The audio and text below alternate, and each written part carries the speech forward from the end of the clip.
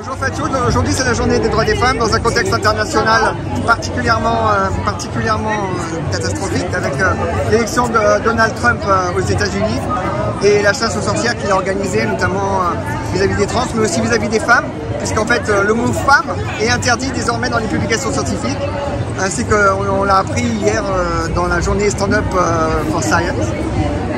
Le mot inégalité aussi. Donc quelle est ton analyse de la situation aujourd'hui, journée des droits des femmes?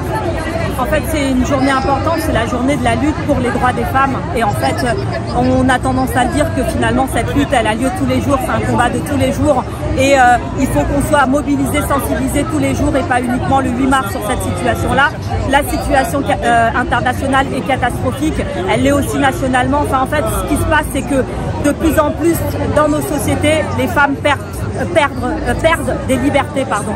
Et ça, oui, c'est problématique. Enfin, en fait, dans une ville comme Paris, puisque je suis candidate à la mairie de Paris, moi, je veux que Paris soit le modèle d'une ville féministe.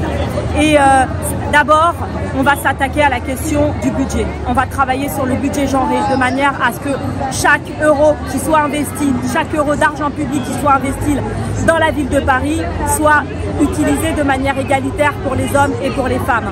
Il y a un vrai sujet aussi, c'est la question du harcèlement de rue. Et c'est un sujet à Paris, dans le métro, dans l'espace public, car une femme sur 9 a déjà subi et s'est déjà trouvée dans une situation de harcèlement de rue. Donc on va devoir s'y atteler. Ce que je veux, c'est que les plus de 45 000 agents de la ville de Paris soient formés, sensibilisés sur ces questions d'égalité femmes-hommes, pour que tout le monde puisse se sentir en sécurité, que Paris soit une ville safe pour tout le monde, en particulier pour les femmes et les minorités. On va aussi faire en sorte que, en fait, on y travaille aussi sur les questions d'éducation. L'éducation, c'est important. On va y travailler au niveau de l'école. On le fait au niveau notamment des cours oasis. C'est la manière dont les aménagements sont faits dans les écoles.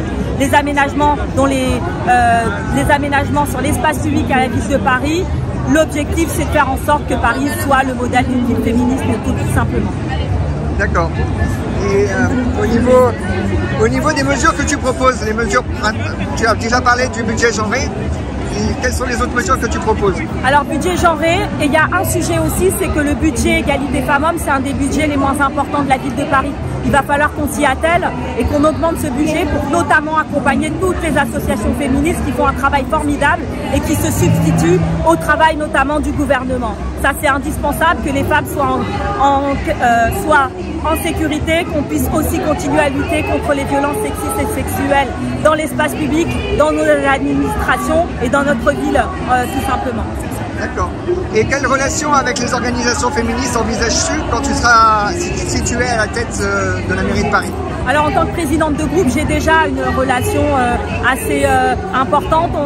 On travaille avec elles, on demande des budgets supplémentaires, on les reçoit et de faire en sorte qu'en fait elles puissent aussi avoir les locaux nécessaires à leur activité et être présentes dans notre ville pour pouvoir accompagner la population. Merci beaucoup Fatou. Merci à toi.